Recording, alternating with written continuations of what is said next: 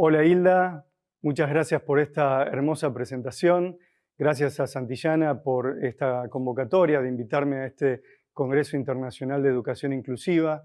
Gracias a todos y todas que están presentes escuchando estas conferencias que tienen que ver con poder pensar mucho mejor este tema, que es nada más ni nada menos que la posibilidad de que todos los niños ingresen al aula de la misma forma. Camila tiene 4 años. Camila nació con microcefalia. Ella comenzó ahí a un jardín de infantes y en ese jardín de infantes fue acompañada por un equipo interdisciplinario. Camila, con su microcefalia, no podía caminar, se arrastraba, no jugaba, y la particularidad de Camila era llevarse todos los objetos que encontraba a la boca. Camila corría riesgo, su vida corría riesgo. Ella era acompañada por una acompañante terapéutica. El equipo interdisciplinario pensaba que por la microcefalia de Camila, eso tenía que ver con que ella se ahogue continuamente con los objetos. Es decir, todo tenía que ver con lo neurológico, según este equipo interdisciplinario. Sin embargo, se habían olvidado de consultar, de averiguar algo importante, la historia de Camila.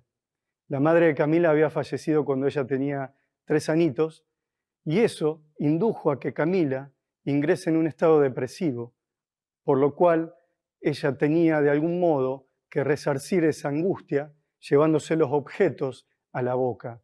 Nadie entendía esto, era una cuestión emocional, era una cuestión puramente psíquica, era una cuestión puramente defensiva, pero Camila estaba en el jardín, estaba en la escuela.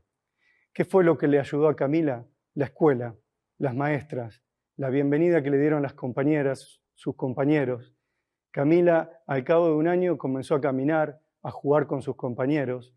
La maestra comprendió de que más allá de las características de Camila, es decir, de la microcefalia, de las perturbaciones que tenía, de llevarse las cosas a la boca, de no poder hablar, de las dificultades con el lenguaje, con lo imaginario de su cuerpo, la maestra comprendió que la tenía que recibir, que la tenía que alojar y que le tenía que dar un lugar en la escuela. Sus compañeros también naturalizaron esto y eso fue lo que ayudó a Camila. Más allá de las terapias, la escuela estuvo presente. Hoy Camila camina y se acomoda a sus útiles escolares antes de ir a la escuela. José es otro niño que vi hace mucho tiempo. José hoy tiene 14 años y recorre la escuela secundaria, pero José entró a la escuela primaria y cuando yo lo vi él tenía 7 años. Ingresaba a la escuela y siempre ingresaba con un objeto. Tomaba generalmente un dinosaurio. Los dinosaurios eran lo único que lo convocaban. No le interesaba otra cosa que los dinosaurios o que algunos objetos que tenían que ver con obsesiones permanentes de él. Su lenguaje era neutro. Tenía un lenguaje neutro, generalmente hablaba del modo en que hablaban algunos dibujitos animados que él veía. Cuando José ingresaba al salón, tenía crisis. Un día la maestra de matemática dijo, saquen los cuadernos para copiar la tarea. José entró en crisis, salió corriendo, se metió abajo de un escritorio y de allí no lo podían sacar. Cuando la maestra intenta sacarlo, lo agarra del bracito y José dice, no que me arrancase el brazo. José no había armado la imagen corporal. Un niño que no arma la imagen corporal es un niño que va a tener evidentemente problemáticas en el orden del aprendizaje. Milagros era una niña de 9 años que había nacido con síndrome de Down y todos creían de que era porque él tenía síndrome de Down que ella se portaba mal. Milagros no hacía caso a nadie. Milagros se portaba mal. ¿Cuál era el problema de Milagros? No era el síndrome de Down, no eran sus características, sino que ella había sido tomada como una niña, como una bebé. Todos consentían a Milagros. Solo había que ajustar esas cuestiones. No había que mirar las características de un diagnóstico, ni había que tomarle un test para ver por qué Milagros no aprendía. Milagros no aprendía porque era tomada como una niña, como una bebé eterna, y ella era consentida todo el tiempo. Feli ingresa a la escuela primaria. Él ya había transitado su jardín y preescolar con muchas perturbaciones. Feli, cuando entraba al jardín al preescolar, lo único que hacía era jugar en la escalera. Subía y bajaba, subía y bajaba. Nadie podía lograr que Feli ingrese al salón. Cuando Feli ingresaba al salón, gritaba, estallaba en llanto, escupía, rompía papeles, rompía las cosas de sus compañeros. Feli no podía habitar su imagen corporal. Feli estaba desesperado por poder construirse a sí mismo. ¿Cómo un niño puede ingresar a la escuela sin poder haberse construido primariamente como sujeto? De esto vamos a hablar hoy. De esto les propongo pensar hoy. Les propongo pensar a todos los niños y niñas que ingresan en la escuela más allá de un diagnóstico, más allá de una etiqueta.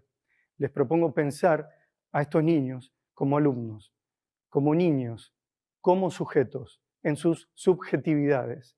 Vamos a tratar de entender qué es la subjetividad y vamos a tratar de comprender cuál es el verdadero rol de la escuela inclusiva, que yo me permito pensar, más que nada, desde la figura, desde la escuela de la convivialidad. Voy a postular hoy el concepto de convivencia y les voy a decir rápidamente, pienso de que no existe una escuela que sea verdaderamente inclusiva si dentro de esa escuela no existe la convivialidad.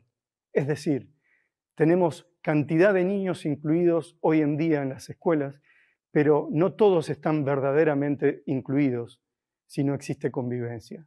Es decir, si este niño sale al recreo y se encuentra sin un compañero con quien jugar. No existe inclusión si el niño no tiene un otro en su vida a través del cual pueda reconocerse y a través del cual quiera también convivir con él. Es decir, de eso se trata. La convivencia es la base de la inclusión educativa. Pensemos algunos aspectos. Para poder hablar de la convivencia tenemos que pensar también en por qué en algún momento los seres humanos nos separamos unos de otros.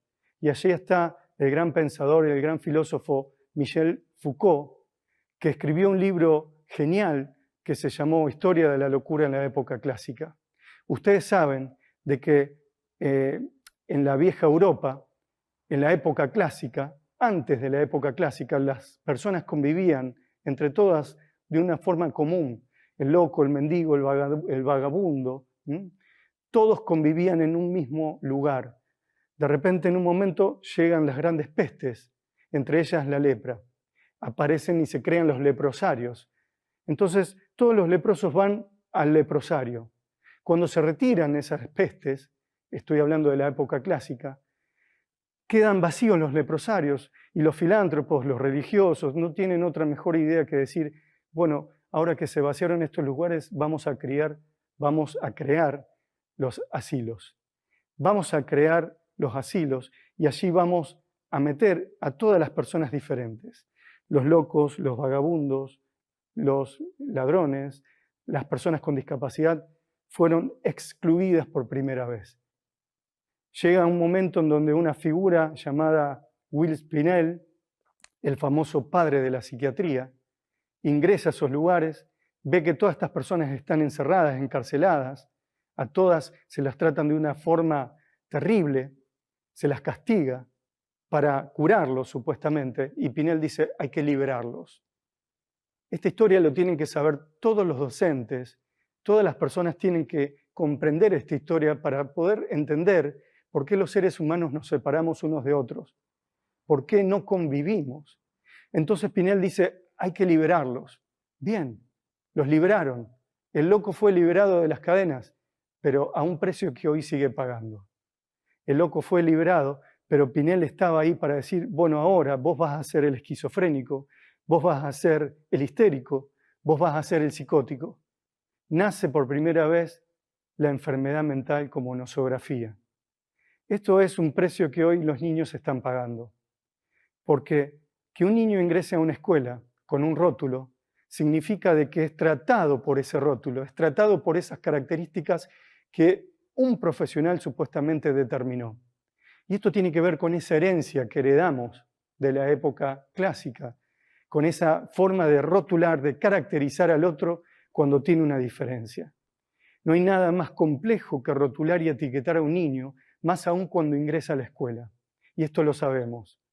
Y es por eso que hablamos de convivir. No puede existir una inclusión plena si no hay convivencia. Pero bien, para poder comprender esto desde otro orden, tenemos que pensarlo desde otro lugar. En vez de hablar de rótulos, de diagnósticos, de que este niño es TEA, que este niño tiene TGD, tiene THDA, tiene todas esas siglas, vamos a decir, este es un niño, este es un sujeto. Por eso vamos a incorporar la palabra subjetividad. Lo que nos importa de un niño cuando llega a la escuela no es lo visible, sus características, si tiene síndrome de Down, si se mueve mucho, si hace o no hace tal cosa. Lo que nos va a importar es su esencia, su ser, su subjetividad. ¿Pero qué es la subjetividad? Yo no encontré otra forma mejor de explicar lo que es la subjetividad, porque esto es un concepto que viene del psicoanálisis. Soy psicoanalista y desde ahí quiero hablar. Entiendo que el psicoanálisis debe ingresar a las escuelas porque tiene conceptos muy amables que permiten ver a las personas como son personas. Entonces, para poder explicar el concepto de subjetividad, tengo que tomar esta planta y decirles a ustedes, este es un alumno que llega hoy a su escuela. Ustedes lo que van a ver es lo real, es decir, lo visible, la planta. Si está media seca, marchita, si las características van a ver ustedes como docentes. Gran error. Lo que hay que ver es lo que no se ve, pero que se transparenta en esa imagen real y visible de ese alumno plantita. Es decir, ¿qué es la subjetividad humana? La subjetividad humana es lo que a esta planta su raíz. Es decir, la subjetividad es lo que no se ve, pero es lo más importante. Se transparenta en las hojas, en las características, en las flores que esta planta pueda llegar a dar, es decir, en los frutos de ese niño que ese niño puede dar. Entonces, no veamos lo visible. Si vemos lo visible, seguramente nos equivoquemos y nos vamos a olvidar de ver lo esencial del niño que ingresa a su salón. Porque lo que le importa a un docente no es ver las características del niño, sino ver el rostro del niño. ¿Pero qué es el rostro? El rostro evidentemente no es la característica real de la facción del niño. El rostro es la imagen global que el niño muestra. Un docente sabe cuando el niño llega a la escuela y llega mal, llega triste y le pregunta, ¿qué te pasó? ¿Te sucedió algo? O sabe cuando ese niño no comió. Niños en situación de violencia que llegan a la escuela y el docente decodifica eso porque puede leer el rostro del alumno. Y un docente puede lograr captar, comprender el rostro del alumno. ¿Pero por qué? Porque el docente puede lograr entender con qué cosas llega ese alumno a la escuela. Es decir, un docente sabe muy bien cuando el alumno llega a la escuela y tuvo dificultades en su familia, en su casa, cuando sufre situaciones de violencia, cuando un niño no comió. El docente está ahí para recibirlo. Entonces, el docente no mira la característica del niño, sino que el docente tiene que poder captar la subjetividad, es decir, la esencia de lo que le sucede a ese pequeño. El docente, para poder captar el rostro, tiene que comprender de que el rostro humano está compuesto de tres partes. Tenemos un rostro real, es decir, el que muestra nuestras características, nuestras facciones, nuestras diferencias, pero ese no es el que nos interesa, porque tenemos un rostro imaginario, es decir, un rostro que se construye por todos aquellos decires de los otros hacia nosotros, que tiene que ver con todas las palabras que recibimos, con todas las frases, los modos en que son tratados los niños por sus compañeros, por sus familias, y que posicionan a los niños en determinado lugar.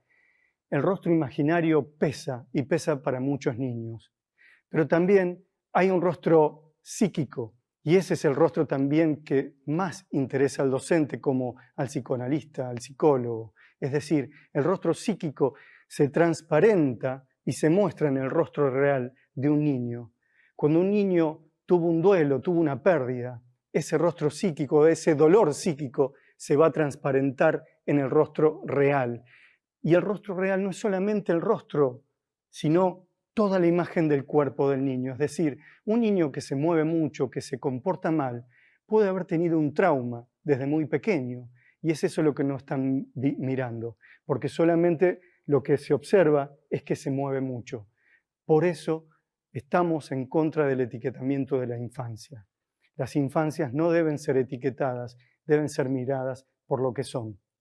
Hay niños que llegan al mundo con una discapacidad, pero no es lo mismo llegar a un mundo con una discapacidad que adquirir una problemática subjetiva. Yo ya les comenté lo que era la subjetividad. La subjetividad es lo que se enraiza, si ustedes quieren, en este cuerpo real, en ese cuerpo de los alumnos que se mueven, que aprenden. Pero la subjetividad es lo que nos importa, la personalidad, el ser del alumno. Las problemáticas subjetivas graves tienen que ver con todas las detenciones o tropiezos que un niño sufre a lo largo de su travesía infantil y que le producen determinadas problemáticas y que las muestran, las expresan a través de una conducta, de un síntoma o de inhibiciones. Hay muchas inhibiciones escolares, hay muchas sintomatologías escolares, hay muchas conductas escolares, pero de repente si un niño no mira o agarra un autito y solo con el autito lo que hace es mover la ruedita y ya se le dice autista. El niño parece que es TEA porque queda pegado con el objeto, pero no han visto que ese niño de repente llega a mi consulta y me mira, yo lo miro, le digo, hola, veniste a jugar, busco mi autito para jugar con él de repente me mira muy tímidamente, trata de esconderse, va hacia una esquina, empieza como a moverse, a balancearse, y ahí tenemos las características, ¿no? Pero no me importan las características. Yo voy a jugar con él porque me interesa donarle lo que ese niño no ha podido construir. ¿De qué me sirve rotularlo? Entonces le propongo, vamos a hacer un puente, y agarramos con cartón y armamos un puente, y yo subo con mi auto, y él jugando solo, en realidad no está jugando porque está golpeando el auto, de repente mira, tiene intencionalidad y pone su autito arriba del puente. Los dos estamos jugando, pero ese niño ha sido diagnosticado. ¿Cómo es posible que diagnostiquen a un niño que arma algo del juego, que arma algo de la imagen, que arma algo de lo simbólico, del mirar y decir auto? Y yo le digo, sí, es mi auto, es más chiquito y el tuyo grande, me dice, grande, con su dificultad para hablar, grande. Y yo le digo, es grande, el mío es chico. Y juego con lo simbólico del lenguaje y entre los dos vamos armando esa red que es tan importante. Cuando un niño con severas dificultades en la subjetividad ingresa a la escuela, tenemos que alojarlo. La escuela arma lazo y a través de ese lazo es posible que el niño pueda construir algo de lo que él mismo no pudo construir, porque sus compañeritos le hablaron, porque le prestaron algo o porque le sacaron algo. Se arma esa hermosa comunidad y es allí donde el niño tiene la posibilidad de ser. Claro, pero ahí aparece la gran frase, yo no estoy preparada para esto, Marcelo. Y esto lo escucho muchas veces de diferentes docentes que dicen, yo no estoy preparada para recibir a un chico que se golpea o que se hace encima o que golpea a otros. Yo no soy psicóloga. Y tienen razón. El docente no es terapeuta y no debe serlo. Pero quiero decirles algo. Una vez fui a dar una charla, un congreso internacional, y al terminar di lugar a preguntas y una docente levanta la mano y me dice, te hago una pregunta, yo tengo un niño TEA, tengo un alumno TEA y no sé qué hacer porque va, viene, se corre, hace estereotipias. Tenía todos los conceptos del autismo, pero bien sabiditos. Bien, yo la escuchaba. No sé qué hacerle porque yo no estoy preparada para esto, me dice. Cuando me dice eso, lo primero que me nació decirle es lo siguiente. Yo soy psicoanalista. Cuando yo me recibí de psicólogo, fui a recibir el título y tuve que hacer el juramento hipocrático. Es decir, yo juré para aliviar el sufrimiento humano. Y a mí no me interesa si quien viene a verme tiene o no una discapacidad, tiene o no un supuesto TEA, no me importa lo que tiene. Mi objeto de trabajo es el sufrimiento. Trabajo para aliviar el sufrimiento humano. Entonces le digo a esta docente, yo creo que vos te recibiste para enseñar. Y no importa quién tengas frente a vos, No importa las características, intentá enseñar. Querelo, amá tu vocación, desea hacerlo. Porque cuando decís que no te sentís preparada, en realidad estás diciendo algo que no sabés y yo te tengo que contar. En realidad estás angustiada.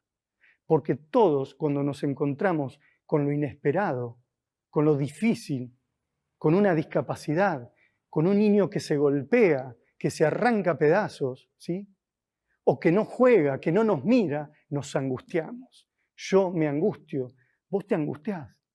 Entonces, la angustia es lo que Freud en algún momento nominó como el complejo de castración. Cuando nos encontramos con lo desconocido, nos sentimos castrados, nos sentimos angustiados. Y esa angustia cala tan hondo que lo primero que nos surge decir es, yo no estoy preparado para esto. Esa frase es defensiva y tenemos que comprender a las docentes que lo dicen. No todas las maestras dicen esto para zafar del alumno incluido. Cuando digo incluido lo digo con comillas. No somos quienes para incluir a nadie.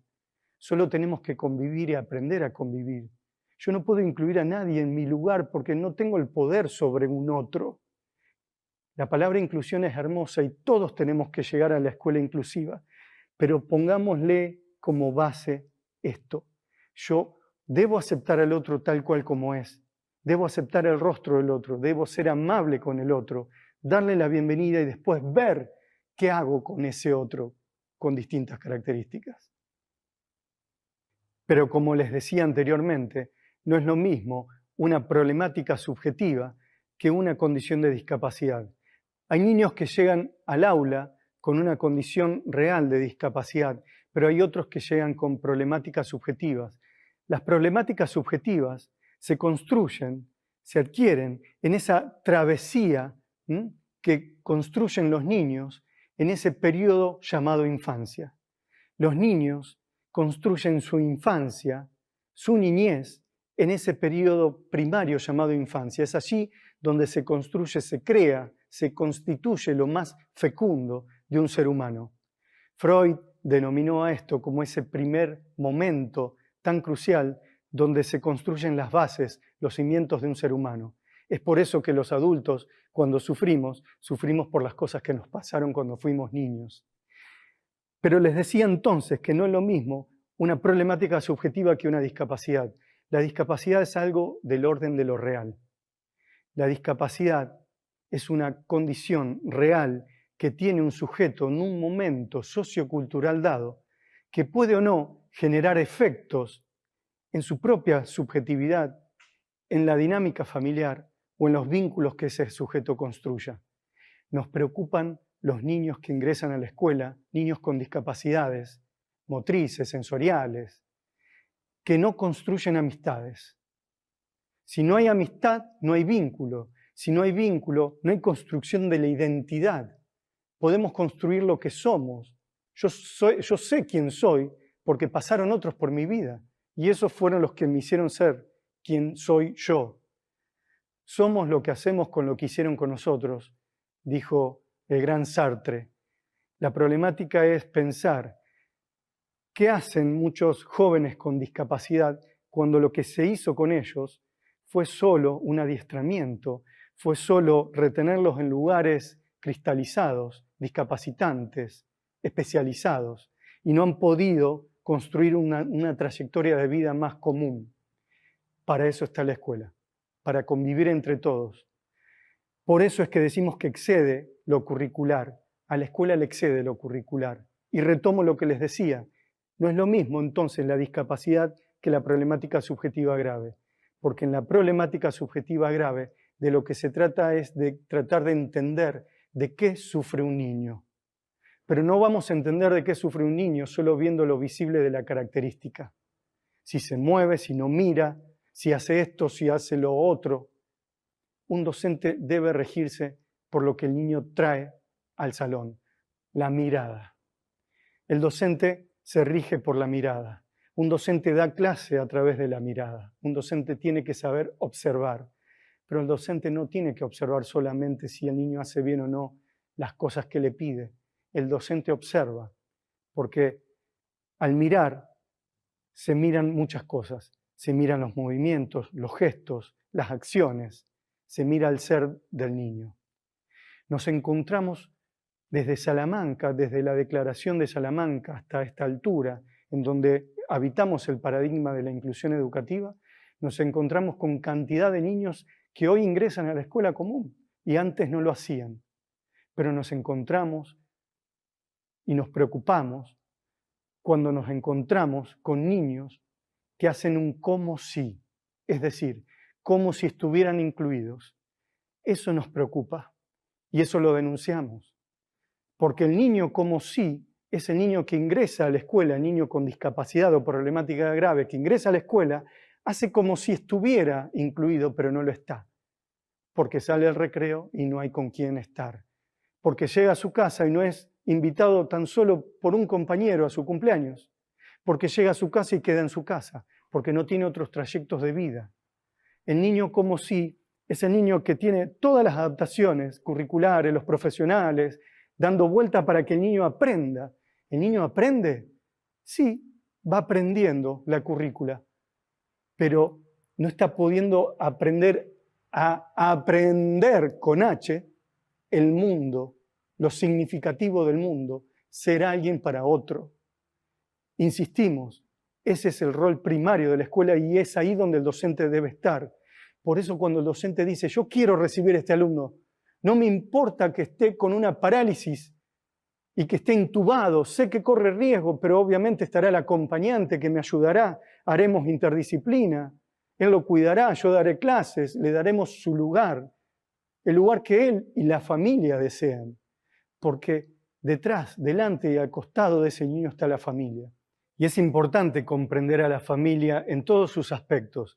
La familia de un niño que llega al mundo con discapacidad puede estar elaborando un duelo imposible. Hay muchas familias que quedan atrapadas en un duelo imposible de elaborar, es decir, ese niño que llega con muchas dificultades al mundo y cuyos padres están terriblemente angustiados por no poder terminar de aceptar esa realidad. El duelo es un proceso que tienen que emprender todas las familias de niños que llegan al mundo con una condición de discapacidad. Pero esto no es fácil, no es sencillo. Entonces aparecen en el ámbito escolar reclamando, pidiendo, luchando por los derechos de sus hijos. Tenemos que ser comprensibles, porque desde Salamanca a esta altura hay cosas que no se tuvieron tan en cuenta. Hoy en día estamos en un terreno en donde la escuela común, la escuela especial, la familia, los terapeutas, ingresan como una especie de campo de batalla donde hay muchas discusiones, muchas problemáticas, no hay acuerdos, hay malestares, pero lo que se olvida cuando eso sucede es poner al niño como centro de la atención. Tenemos que trabajar por los niños y no por nuestros propios malestares. Y eso tiene que ver con nuestra responsabilidad de adultos. Los docentes tendrán que entender, tendrán que comprender, los profesionales tendrán que trabajar interdisciplinariamente. Es obvio que muchos niños con problemáticas subjetivas graves necesitan de equipos terapéuticos que los sostengan. El equipo terapéutico funciona como un nudo, como una red de contención que le permite al niño ingresar a la escuela, a poder estar en el salón. Y allí están las figuras de los acompañantes terapéuticos, de los docentes integradores, todos profesionales y todos especialistas necesarios para sostener a aquellos niños que no pueden sostenerse por sí mismos. Pero esto no es para todos. Hay niños que necesitan docentes integradores o acompañantes y hay niños que no. Y ahí tenemos que ser muy cautos. Tenemos que comprender cuál es el límite de todo esto. El límite también está en nosotros, en ser éticos en nuestras profesiones, en no pasivizar demasiado a los niños. A veces me encuentro con niños que transitan semanas enteras de terapias en terapias y no tienen tiempo tan siquiera para jugar. No hay tiempo para el juego.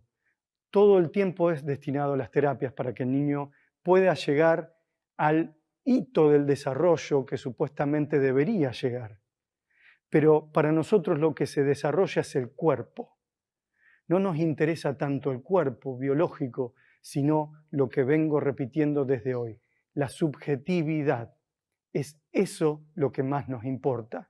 Si un niño no pudo construir el objeto auto para poder jugar con ese auto y armar un mundo imaginario en torno a este objeto que ahora se llama auto. Es decir, si el niño no pudo desdoblar su imagen corporal para usar su imagen y sentirse el auto, porque cuando un niño juega, siente que es el auto. Esto es increíble en la infancia. Pero si esto no pasa, claramente van a empezar a acontecer problemáticas en el aprendizaje. Y allí están los diagnosticadores. Y eso nos preocupa, porque no hay que diagnosticar y volvernos locos en ese aspecto, sino acompañar al niño a que construya eso vital. Es por eso que vamos a pensar en las propuestas para la educación inclusiva.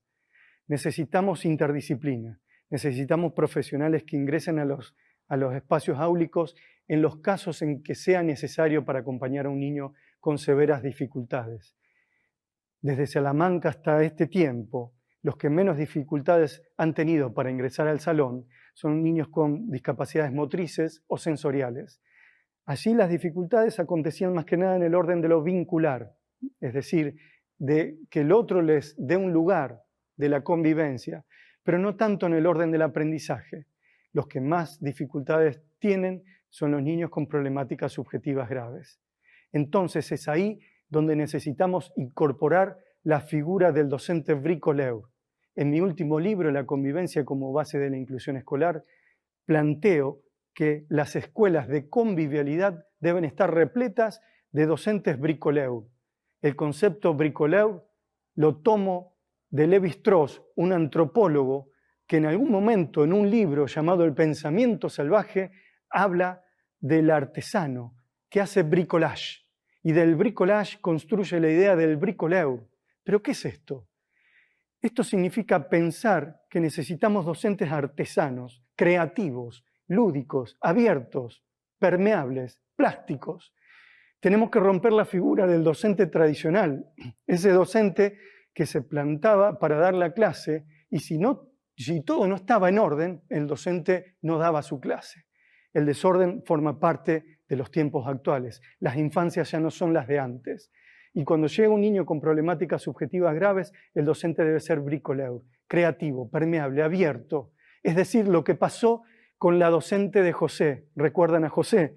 José entraba con los dinosaurios. Un día José no quiere entrar al salón, la acompañante terapéutica se acerca porque José se había ido a jugar a una plantita en el patio, abajo de una plantita con su dinosaurio. La acompañante se acerca con su dinosaurio, porque ella siempre ya lo llevaba, porque era la forma de conectarse con José, y hablando entre los dinosaurios, el dinosaurio del acompañante lo convence al dinosaurio de José para entrar al salón.